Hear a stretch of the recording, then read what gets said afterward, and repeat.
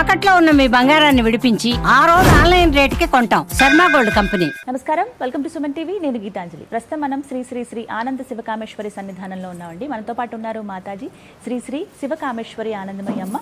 అమ్మతో మాట్లాడదాం. అమ్మ నమస్కారం. శ్రీమాత్రే నమః. శ్రీమాత్రే నమః.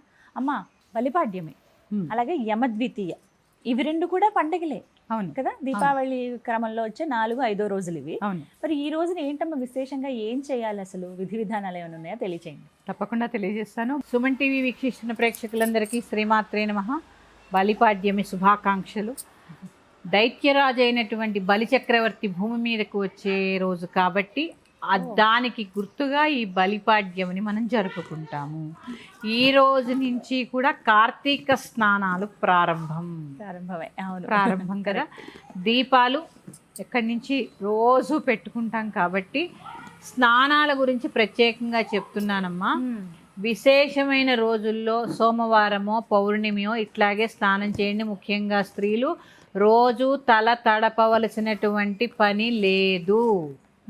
తెల్లవారుజామున లేవండి, చక్కగా కంఠ స్నానం చేసుకోండి, దీపాలు వెలిగించుకోండి, తులసి దగ్గర కార్తీక దామోదర పూజ చేసుకోండి. అందుకే కార్తీక దామోదరుని ఎందుకంటారంటే ఈ మాసంలో విష్ణువుని కార్తీక దామోదరుడని, శివుణ్ణి కార్తీక త్రయంబకేశ్వరుడని పిలుస్తూ ఉంటారు. ఎందుకంటే ఇక్కడ శివకేశవ భేదం అనేది లేదమ్మా. అందుకే శివుడి యొక్క మాసంలో విష్ణువుని పూజిస్తూ ఉంటారు. విష్ణువు మాసంలో మీకు తెలుసా, మార్గశిర మాసంలో కూడా శివుణ్ణి ఆరాధిస్తూ ఉంటారు. మనకే అవన్నీ అక్కడ ఏమీ లేదు. అందుకని చక్కగా కార్తీక దామోదరుడికి పూజ చేస్తేనే త్రయంబకేశ్వరుడికి అందుతుంది. చాలా విశేషాలు ఉన్నాయి, వీటివి మళ్ళీ చెప్పుకుందాము. బలిపాడ్యమి నాడు ప్రత్యేకంగా ఏమీ ఉండదు, కార్తీక మాసం మొదలు కాబట్టి. కాకపోతే గోవర్ధన పూజ అని చేస్తూ ఉంటారు. కృష్ణుడు చిటికెన వేలుతో గోవర్ధన పర్వతాన్ని ఎత్తారు కాబట్టి ఆవుకి పూజ చేస్తూ ఉంటారు ఈ బలిపాడ్యమి రోజు. అది విశేషము. తర్వాత ఈ దీపాలు ఇంట్లో బయట అక్కడ చక్కగా దీపాలు పెట్టుకోండి, సరిపోతుంది. ఇక యమద్వితీయ, ఈ రోజుతో దీపావళి మహోత్సవం పూర్తి అవుతుంది. 5 రోజుల పండగ కదా. ఈ యమద్వితీయ నాడు యముడు అలాగే యమునా నది తెలుసు కదా, యముడు యమున ఇద్దరు అన్నా చెల్లెళ్ళు. సూర్యుడి యొక్క కుమార్తె పుత్రుడు. వారి కలయికకి గుర్తుగా యమునాదేవి ఇంటికి సంవత్సరం అంతా అందరూ వారి వారి పనుల్లో బిజీ ఉన్న చెల్లెల్ని చూడ్డానికి యమధర్మరాజు గారు వెళ్ళారు కాబట్టి ఆ రోజు యమద్వితీయగా జరుపుకుంటారు. దీంట్లో ఒక ధర్మం కూడా ఉందమ్మా. అసలు ధర్మశాస్త్ర ప్రకారము వివాహమైనటువంటి స్త్రీ ఎవరైతే ఉంటుందో అమ్మాయి, ఆ ఇంటికి ఎప్పుడు పడితే అప్పుడు భోజనానికి వెళ్ళకూడదు. ఇలాంటి సందర్భాలలోనే వెళ్ళి భోజనం చేసి రావాలి. అందుకని ఈ యమద్వితీయ నాడు చక్కగా వెళ్ళి ఆ యముడు యమునాదేవి దగ్గరికి వచ్చి భోజనం చేసి ఆ యొక్క ఆడబడుచుని ఆశీర్వదించి పసుపు కుంకుమలు ఇచ్చి వెళ్ళాడు కాబట్టి ఈరోజు భగినీ హస్త భోజనం అని చెప్పి జరుపుకుంటూ ఉంటారు. మనకి రాఖీ పండగ కొత్తగా, అంటే ఇది వరకు లేదమ్మా. రాఖీ ఇక్కడ మనం జరుపుకునే వాళ్ళం కాదు, రాఖీ పండగ కాదు, చాలా బాగా ఈ భగినీ హస్త భోజనాన్ని జరుపుకునేవారు. ప్రతి చెల్లెలింటికి అన్నగారు పిలిచినా పిలవకపోయినా భోజనానికి వెళ్ళేవారు. ఎందుకంటే వివాహం అయిపోయిన తర్వాత ఆ స్త్రీకి రావడానికి కుదరదు. ఆ పుట్టింటి వారిని చూడాలని ఉంటుంది, అన్నయ్యని చూడాలని ఉంటుంది, తండ్రిని చూడాలని ఉంటుంది. పూర్వం ఇన్ని బస్సు సౌకర్యాలు ఇన్ని లేవు కదా. ఆ అన్నగారు ఆ సంవత్సరంలో ఒక్కరోజు చెల్లెలి ఇంటికి పిలిచినా పిలవకపోయినా భోజనానికి వెళ్ళేవారు. ఇప్పుడు మేము పిలిస్తేనే వెళతాం, అది ప్రేమ కాదు. పిలవకపోయినా వెళ్ళండి.